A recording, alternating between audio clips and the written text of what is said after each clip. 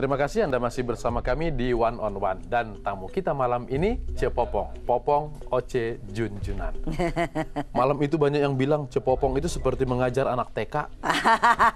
Duduk, kalau duduk nanti saya kasih permen. Dan orang bilang, anak TK tersinggung disamain sama DPR. Sebetulnya pendidikan di taman kanak-kanak itu perlu nggak? Baik, sebelum menjawab, Cepopong ingat kepada ucapan almarhum mantan presiden kita, Gus Dur. Beliau kan waktu itu dengan kelakar ya, ada beliau mah tukang kelakar. Kok anggota DPR seperti taman kanak-kanak begitu kan? Ya, tapi ya kenyataannya kan seperti itu. Nah, jadi ada sesuatu yang harus kita luruskan di dalam sistem pendidikan untuk taman kanak-kanak. Namanya juga taman, bukan sekolah. Taman berarti yang indah, tempat main, tempat enjoy anak-anak. Nah, ada kekeliruan dan ini sudah saya sampaikan, Anak-anak di kita itu dipaksa untuk belajar menulis, untuk belajar membaca di taman kanak-kanak. Di taman kanak-kanak. Itu yang terjadi itu seperti ini. Karena sekarang. SD tesnya harus bisa menulis dan membaca. Konyol. Konyol pisan. Konyol pisan ya. Akhirnya karena mereka dipaksa trauma kepada membaca. Kan dipaksa. Anak umur 3 tahun, 4 tahun, 5 tahun gitu kan. Sudah yang seharusnya bermain, 7 tahun. Mohon. Dia harus bermain, dipaksa membaca. Dipaksa untuk membaca, menulis, berhitung. Mereka trauma.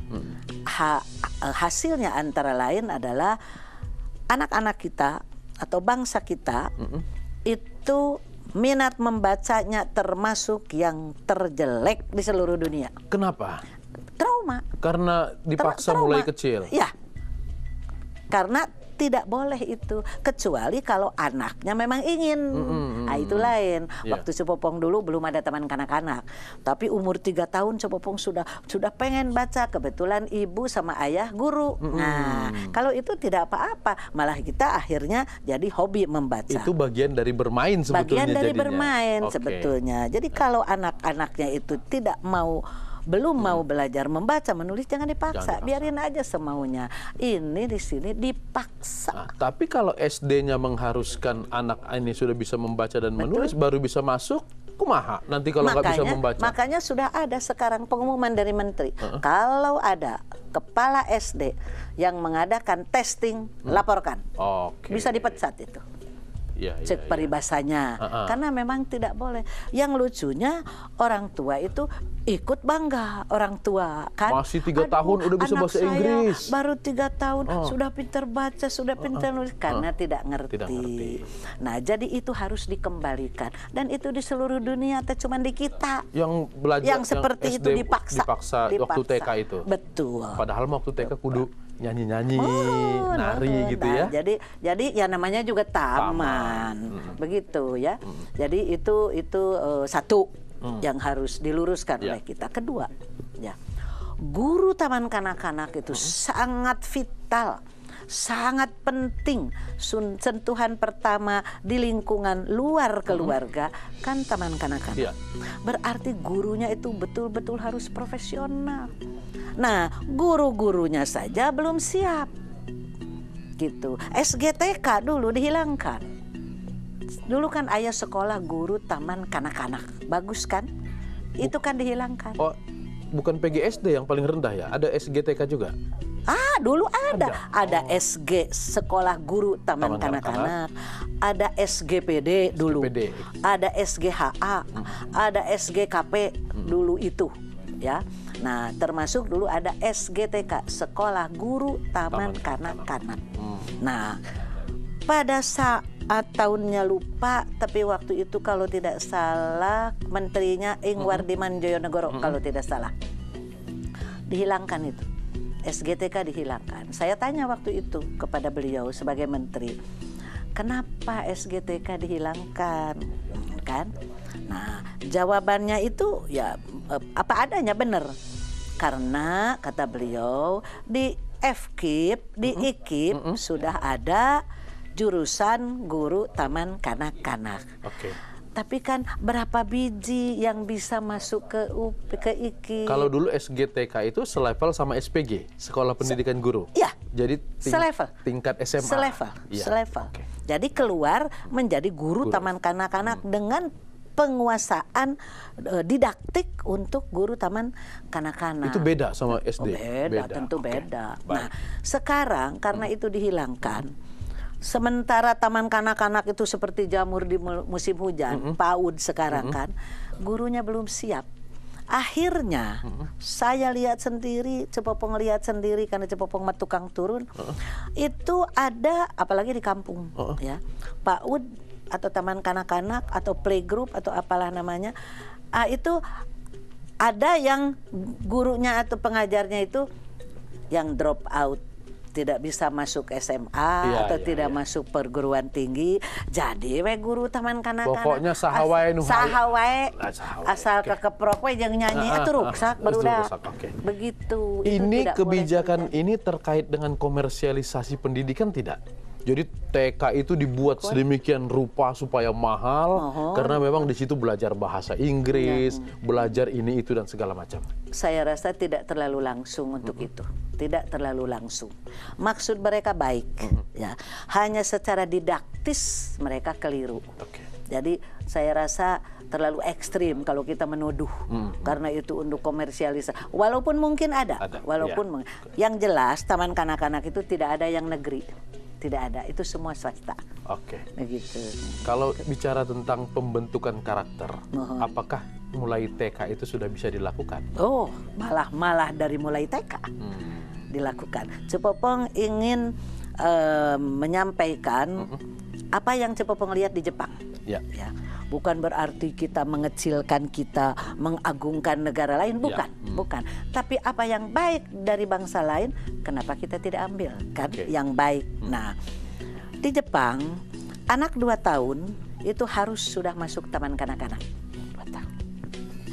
Apa yang dilakukan di taman kanak-kanak? Pertama, tempatnya itu bukan ruangan persegi seperti di kita. Kalau kita kan ruangan aja persegi, ada gede, ada kecil, kursi-kursi. Kalau di sana rumah biasa, rumah. Ya. Nah, nanti begitu datang sepatunya dibuka, diganti sama sandal Jepang, belajar kimono. Jadi osin. Osin, belajar pakai kimono. Lagu pertama yang diajarkan adalah lagu kebangsaannya, Kimigayo. Di kita seharusnya kan Indonesia Raya dong. Itu untuk karakter. Ya, lagu pertama seharusnya adalah lagu kebangsaan. Biarin masih cadel-cadel, R-nya belum bisa juga nggak apa-apa. Indonesia layak nggak apa-apa. Indonesia ya nggak apa-apa, ya kan? Nah, kemudian apa yang mereka lakukan? Belajar menghormat bendera. Bendera Jepang yang begini bulat. Nah, di kita kan tidak ada. Itu ada lambang negara. Mun di urang mah Garuda. Itu kan harus ada, harus ada bendera merah putih. Ini benderamu. Di sana itu begitu masuk ke ruangan, benderanya besar, semuanya hai. Kelihatan sepele, tapi sebetulnya sangat pembentukan vital. Karakter ada di sana sejak dini. Ada. Baik, ya. Baik, kita lanjutkan perbincangan bersama Cepopong usai yang satu ini.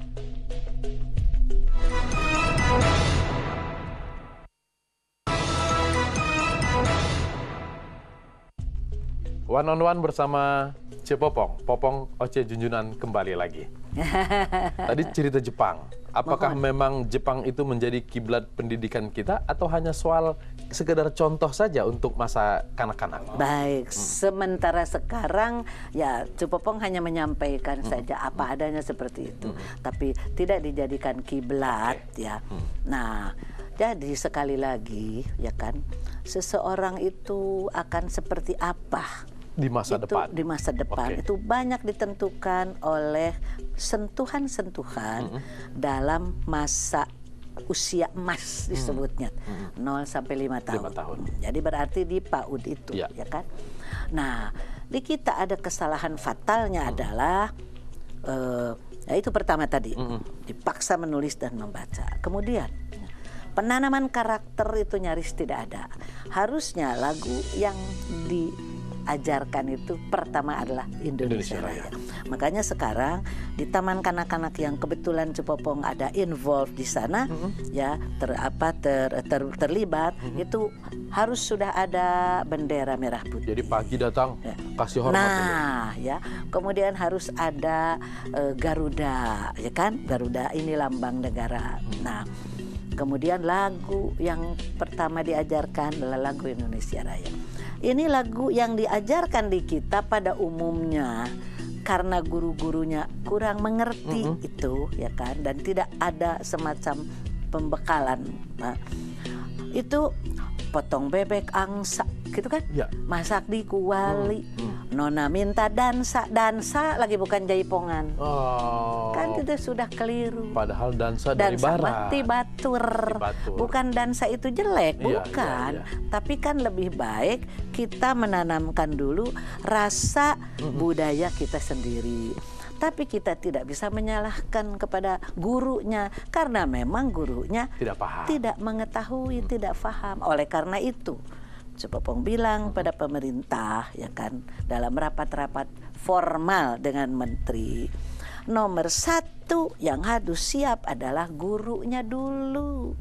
Kan harus dipersiapkan gurunya itu yang memang profesional.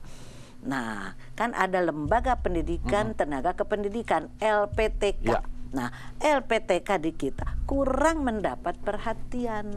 Pabrik guru, gitu. Nah, kalau nggak jadi anggota DPR dulu terpikir nggak pengen jadi guru? Siapa? Cepopong. Ibu indung Cepopong, my mother guru. Ayah guru. Jadi memang darah guru memang ada mengalir di Cepopong ceritanya. Apakah itu yang membuat Cepopong mulai 16 tahun sudah mulai mengurus orang, berorganisasi? Karena memang senang dengan mengurus ini. Mungkin tidak semata-mata itu, karena ayah itu memang suka berorganisasi beliau. Beliau jadi ketua PMI, jadi ketua PGRI. Jadi paling tidak kan terisme atuh. Cepopong juga terpengaruh. Jadi mulai SD juga itu sudah, kalau zaman ayah nama OSIS sebenarnya. Emang suka gitu. SMP juga terus. Sudah jadi pengurus. Ya OSIS namanya OSIS, iya. Tadi bilang juga mulai kecil hobi membaca. Betul. Sampai sekarang? Oh, sampai sekarang. Cepopong mengharuskan diri setiap hari, ya biasanya malam. Setiap hari itu harus membaca. Ada waktunya di ini, 1 jam? Harus 1 jam. Baca minimal. Koran, buku? Bukan. Al-Quran setengah jam. Nah, yang sisanya untuk yang lain. Begitu. Membaca. Mengharuskan diri. Kecuali pada malam itu. Pada malam jadi pimpinan sidang ya tidak, nggak ada waktunya. Coba kalau sidangnya tiap malam, jadi nggak membaca. Dan kabarnya yang membuat selalu sehat juga rajin puasa. Betul, saum Daud. Yang selang sehari. Ayeuna saum, isuk anjing, lusa saum lagi. Sudah 14 tahun. 14 tahun? Betul. Itu menghemat banyak. Betul. Mungkin itu yang menyebabkan kalau pabrik memerenan itu 1 hari operasi 1 hari berhenti. Jadi mesin-mesinnya istirahat. Pantasan umurnya 76 seperti 38. Karena rupanya ada istirahat-istirahat. 14 tahun puasa Daud. Ada sebelumnya yang biasa Senin Kemis? Senin Kemis. Senin Kemis itu mah dari mulai muda. Sudah Senin Kemis. Itu berpengaruh nggak kepada selain tadi kesehatan, kehidupan sehari-hari? Ya itulah, jadi bisa memanage emosi. Kan kalau puasa itu kan menahan. Menahan nafsu kan. Segala macam. Kalau mau berbuat sesuatu yang nggak cocok, saum. Tahan gitu ya. Terus kalau malam baca Quran, masa habis baca Quran berbuat jahat? Nah, gitu. Coba kalau itu dibudayakan sama seluruh pejabat dan anggota DPR. Amin. Amin. Ya, sekarang aja sama siapa namanya Siregar? Latif Siregar. Latif Siregar. Sok atuh ayeuna obrolkeun. Ya, mulai besok kita saum ya. Baik pemirsa, kami akan segera kembali lagi setelah pariwara berikut ini.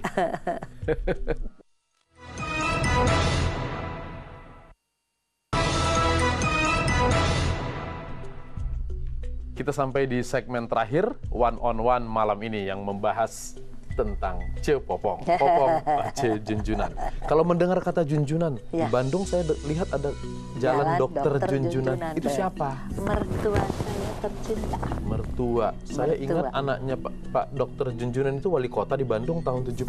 Saya mohon itu almarhum suami Cepopong. Berarti Cepopong ini sudah sejak dulu sudah bergulat dengan birokrasi dan sesuatu yang berbau kepejabatan. Amin, amin. Ya hanya 5 tahun. 5 tahun terus 25 tahun jadi anggota DPR.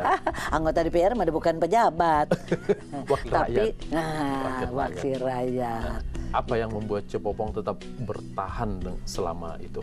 Melihat situasi negara dan situasi DPR yang seperti itu. Nah, motivasi Cepopong adalah, ya kan, kalau kita tidak berada di dalam sebagai wakil rakyat, kalau kita hanya outsider di luar, kita tidak bisa sharing membuat undang-undang. Undang-undang yang pro rakyat tentu. Kemudian kita tidak bisa ikut mengatur policy kebijakan ngatur uang rakyat, yaitu APBN. Duit nama tidak pernah melihat Cepopong mah, tapi kan angkanya policy, wungkul, angkanya ada di kertas. dan polisinya kan supaya kembali kepada rakyat berupa program yang bermanfaat untuk rakyat. Ketiga, ya kan, kalau kita outsider, kita tidak bisa kan pakai tanda kutip marahin menteri kan susah. Pakai tanda kutip marahin itu. Tapi kalau kita jadi wakil rakyat, semua ketiga-tiganya itu kita bisa lakukan. Begitu. Jadi memang makanya saya selalu sekarang memberi motivasi kepada anak-anak muda. Jangan alergi terhadap partai. Karena sistem ketatanegaraan kita, kalau kita tidak melalui partai, kita tidak akan bisa melakukan yang tiga itu. Walaupun orang bilang politik itu jahat dan segala macam. Bukan politiknya yang jahat, mungkin orang-orangnya yang ada di dalam partai itu. Politiknya sendiri kan hanya satu alat mati.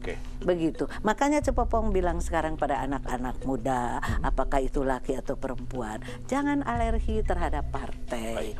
Kalau memang ada niat kita ingin ikut mengatur negara kita, ya pakai tanda kutip mengatur. Ya suka atau tidak suka, ya harus terjun ke dunia politik. 25 tahun, berarti kan seolah-olah 25 tahun itu sibuk ngurus rakyat. Keluarga kumaha? Mendukung atau gimana? Mendukung sekali, mendukung sekali. Tapi waktu itu kan suami sudah meninggal. Waktu Cepopong ditawari tahun 71, ya 71 itu sudah ditawari. Tapi kan waktu itu ada tugas pokok fungsional, harus mendampingi suami sebagai wali kota Bandung. Ketua PKK berarti. Mohon ketua Dharma Wanita. Ketua, masa terus harus ditinggalkan. Nah, jadi baru mau menerima itu tahun 87 setelah suami tidak ada. Jadi harusnya lebih panjang lagi, 30 tahun berarti. Ya harusnya lebih panjang. Tapi kan 25 tahun itu kan tidak terus berurutan, tidak kan itu zaman Orde Baru dari 87 sampai 99. Berhenti dulu 10 tahun kan, 99 sampai 2009 itu berhenti. Jadi 2009, dari 2014, 2019. Ya, baru kemarin tanggal 1 dilantik. Terpilih lagi berarti karena rakyat suka. Emang Cepopong ngelakuin apa sama rakyat? Ya Cepopong mencintai rakyat aja, sering turun, ya kan. Jadi tidak usah banyak keluar uang dan Cepopong. Dari mulai dilahirkan sampai melahirkan di Bandung, siapa yang nggak kenal? Siapa yang nggak kenal? Dan lagi mereka tahu kita, dan mereka tahu juga bahwa saya berbuat untuk rakyat. Begitu. Sesuai dengan tagline-nya tadi, berbuat untuk rakyat. Betul, sesuai dengan sumpah. Nah, kalau misalnya diperkenankan beberapa detik, Cepopong ingin mengajak kepada kawan-kawan yang sekarang jadi wakil rakyat, apakah itu di DPR, apakah itu di DPRD, ya kan. Mari kita tekadkan berangkat dari sumpah. Demi Allah, sumpah kan. untuk melaksanakan tugas dengan sebaik-baiknya, untuk melaksanakan tugas dengan penuh tanggung jawab, untuk memperjuangkan kepentingan rakyat. Demi Allah itu kan. Nah, kalau kita berangkat dari sumpah kita, tidak akan ada wakil rakyat yang malas. Tidak akan ada wakil rakyat yang korupsi. Tidak akan ada wakil rakyat yang tidak turun pada saat reses. Iya. Sederhana sekali. Sederhana sebetulnya. Sederhana sekali. Harusnya wakil rakyat yang muda-muda malu. Sama yang 76 nggak pernah ngantuk. Mereka juga tidak ngantuk kok. Cuman nutup mata sebentar. Tapi Cepopong punya keyakinan bahwa adik-adik Cepopong, ya kan, yang sekarang masuk baik di DPR maupun DPRD, Cepopong punya keyakinan bahwa mereka itu melangkah ke lingkungan itu dengan niat sesuai dengan sumpah itu tadi. Banyak orang yang mengidentikan Cepopong dengan palu. Palu itu kan seolah-olah kekuasaan.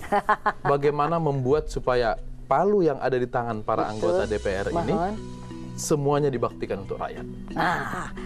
Itu kan simbol. Palu itu simbol untuk mengambil keputusan. Kan begitu? Nah, kalau kita berangkatnya dari yang tadi, ya kan? Dari sumpah tadi, dari niat yang tadi, toh pasti palu yang akan diketukkan juga adalah di tempat dan saat yang tepat. Dan untuk rakyat. Ya, tentu untuk rakyat. Ini ngomong palu. Ini barusan ngomong palu. Paluna mana? Ya, ini paluna ayah, ini palu. Ini ayah paluna. Iya, untuk Cepopong. Tahan sebentar. Amin. Ya, pemirsa, one on one malam ini sampai di sini. Waktu kita sudah habis, tapi kita minta Cepopong yang menutup. Ini sudah ada palunya. Silakan Cepopong. Dengan mengucap alhamdulillahirabbil alamin, dan semoga apa yang akan, apa yang sudah, dan apa yang sedang kita lakukan ada manfaatnya. Amin. Ya. Oke, kita kasih tepuk tangan untuk Cepopong. Baik, karena, pemirsa, sudah ditutup tadi oleh Tilu ya. Sudah ditutup oleh Cepopong tadi. Saya Latif Siregar mewakili kerabat kerja yang bertugas mengucapkan terima kasih dan sampai jumpa. Seru.